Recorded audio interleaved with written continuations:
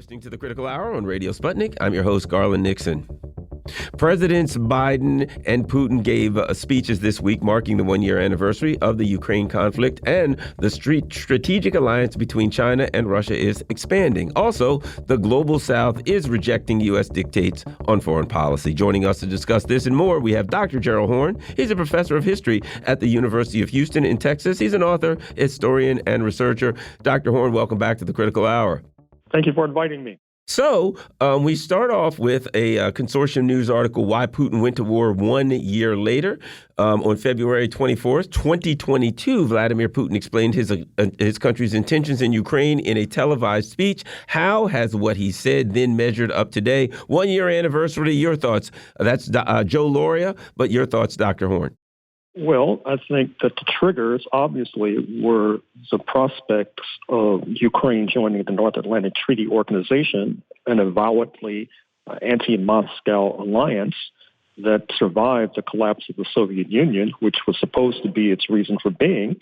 I would also point to the Munich Security Conference of 2022, wherein before the special military operation, you saw Mr. Zelensky telling one and all about the prospect, perhaps, of Ukraine garnering nuclear weapons.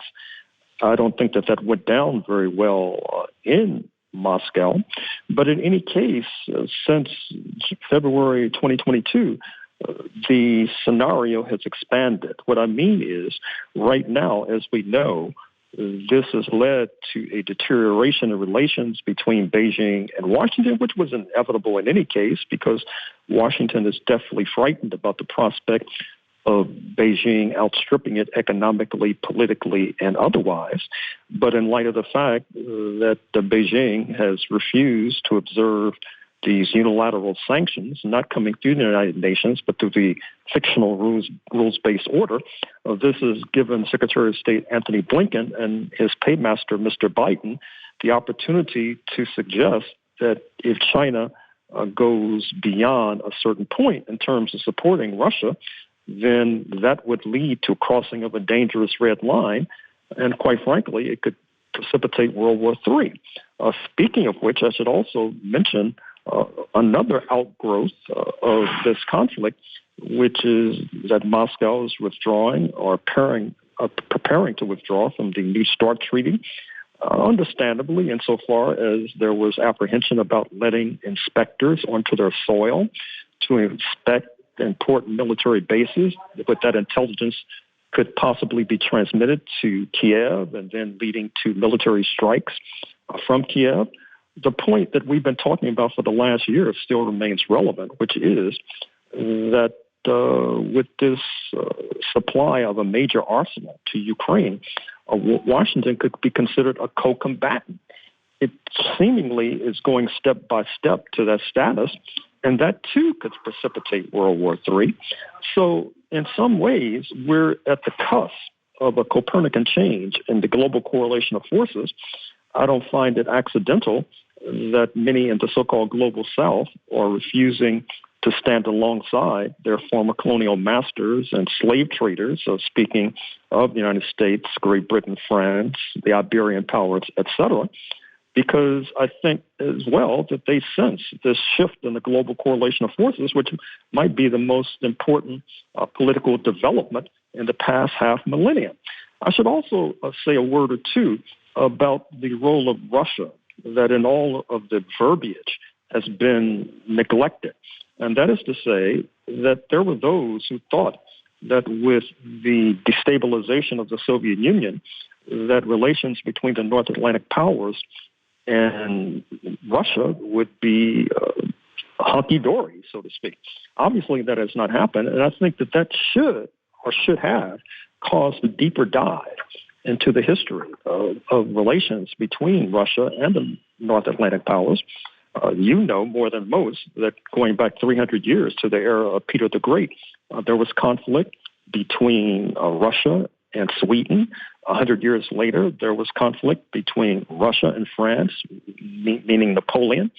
100 years after that, you saw London finance the Japanese attack on Russia, 1904, 1905. which backfired spectacularly because the beefing up of Japan gave it the muscle to then denude Britain of its colonies in Hong Kong and Singapore in the early stages of World War II, not to mention how the changes unleashed in Russia as a result of that escapade led to the Bolshevik Revolution.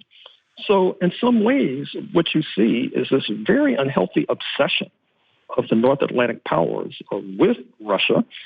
Its unhealthiness to a degree is understandable because Russia, in order to combat the North Atlantic powers, oftentimes felt compelled to support African liberation, which was the cash cow for the North Atlantic powers. This not only goes back to the struggle against apartheid and Portuguese colonialism in Mozambique and Angola and Guinea-Bissau, but it goes back even before 1917 in the Bolshevik Revolution, when you saw Russia support Ethiopia against an early Italian invasion to colonize that East African country. That's in the 1890s.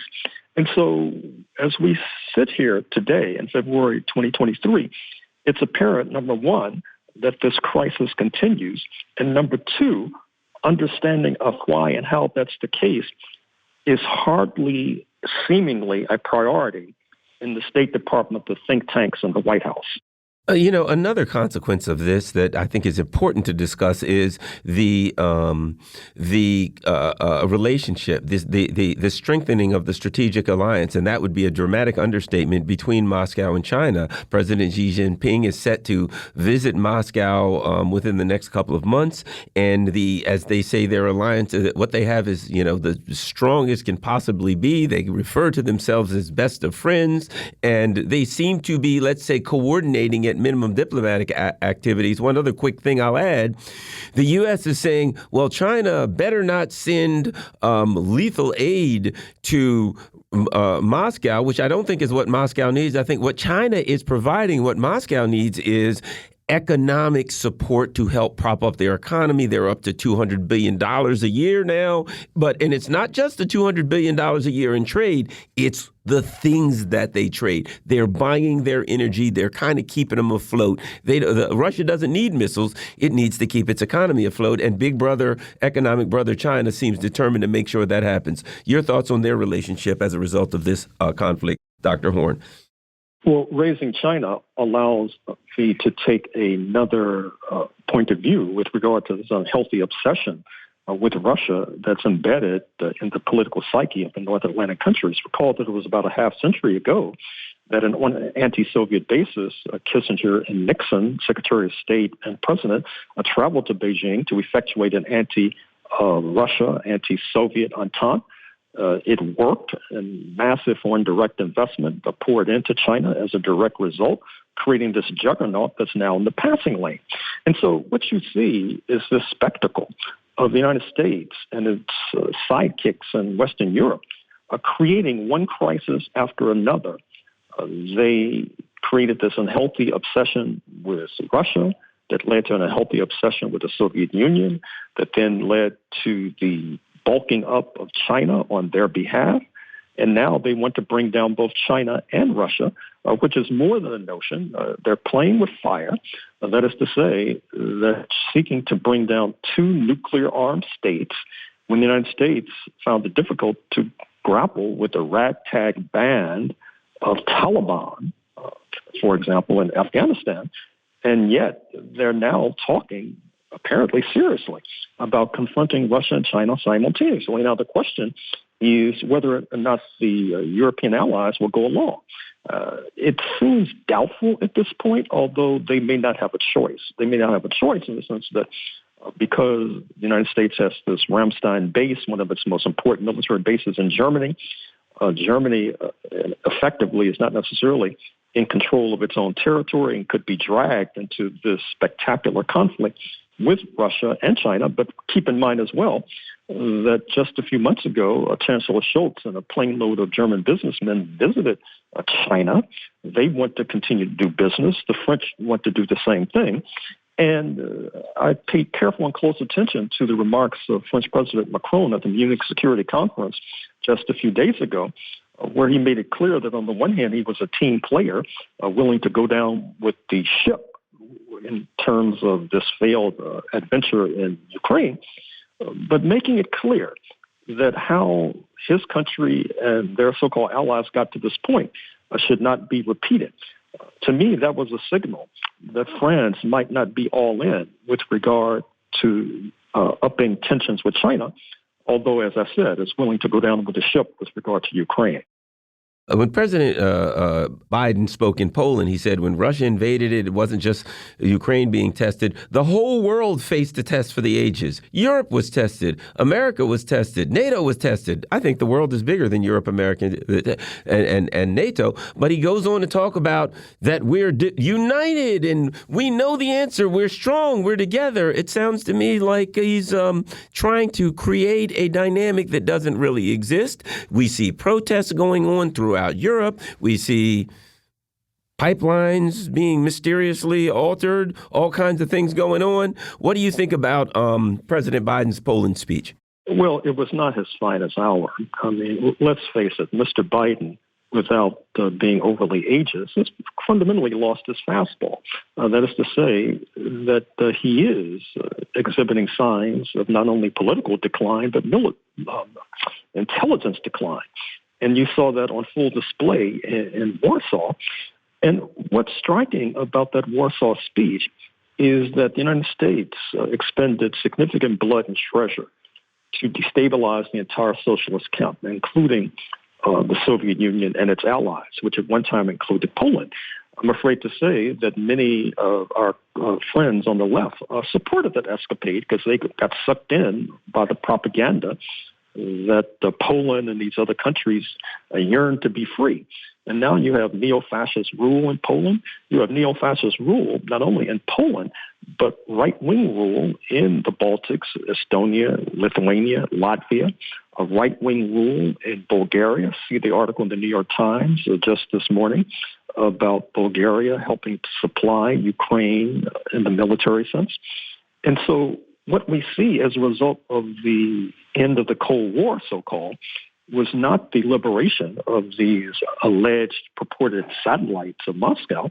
You saw these alleged purported satellites of Moscow are now not only could it be considered the satellites of Washington, but in a certain sense, it's the tail wagging the dog, because in many ways they're helping to drag the United States into a deepening conflict, as Mr. Biden's Warsaw speech tended to indicate.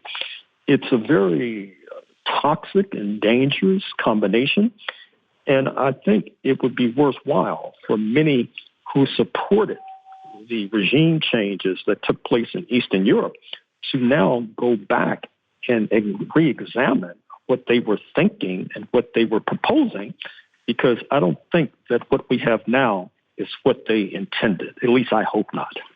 This is important. Kamala Harris, the Biden regime sent her out to chastise the global South, to say to them, basically, you're either with us or against us. And the global South seems to be saying, well, the with us part definitely ain't happening. Dr. Horne. Well, once again, this was not Vice President Harris's finest hour. I take it you're referring to some of her remarks at the aforementioned Munich Security Conference. Unfortunately, Kamala Harris is being pushed forward to be the kind of hit woman for the Biden team, being much more aggressive in the attack dog sense. And you see that with regard to her reprimanding and rebuking the global South for not being more enthusiastic about this Ukraine adventure. And I would not want to think that Vice President Harris is being put into this very ticklish position because the White House suspects that her being a woman of color might tend to sway the South Africans, for example. But if that is their thinking, I think that they're living in cloud cuckoo land, because you know that as we speak, there are military maneuvers taking place off the coast of South Africa with the South African military, the Russians, and the Chinese. That has brought a stern reprimand from the White House, but I think that the South Africans are brushing that off. And I dare say that the southern cone of Africa, which well remembers U.S. support of apartheid virtually to the bitter end will not necessarily be swayed and persuaded by a vice president who, by the way, it's unclear if she will remain on the ticket if Biden runs again in 2024. We got about 2.5 minutes. Washington Post finally reported on Nord Stream. Your thoughts on the Nord Stream debacle? Well, better late than never. But once again, I think the Washington Post and certainly the New York Times and the major news organs, including Bloomberg Business Week, really needs to engage in some self-criticism with their ignoring of the blockbuster story by Pulitzer Prize-winning journalist Seymour Hersh, suggesting that the United States, with its comrades in the Quisling regime in Oslo, Norway, were up to their elbows in terms of this act of war against Germany, blowing up a pipeline, bringing energy from Russia into Germany. The fact that Mr. Stoltenberg, the NATO chief, is very close to the current government in Oslo is hardly reassuring. The fact that Norway stands to benefit from scooping up markets lost to Russia as a result of this crisis bears investigation. And likewise, the fact that natural gas producers on the Louisiana-Texas border also stand to benefit materially from scooping up markets that will now be no longer the province of Russia. So certainly there needs to be a credible international investigation. I take it that Washington will veto an investigation with the jurisdiction of the United Nations Security Council, but that should not stop other bodies from doing so. Certainly, it should not stop the press from sending a team of journalists into Europe to investigate this crime, and certainly Congress, particularly these Republicans who tell us repeatedly ad nauseum that they're against the Ukraine intervention of NATO. As Kevin McCarthy, the speaker, said, they're not in favor of a blank check to the Kiev regime. And yet they've been as quiet as a mouse urinating on cotton when it comes to denouncing what could be a precipitating factor for World War III. Dr. Gerald Horne is a professor of history at the University of Houston at Texas. He's an author, historian, and a researcher. You can find his books online most anywhere that books are sold. I believe they're mostly all on Amazon.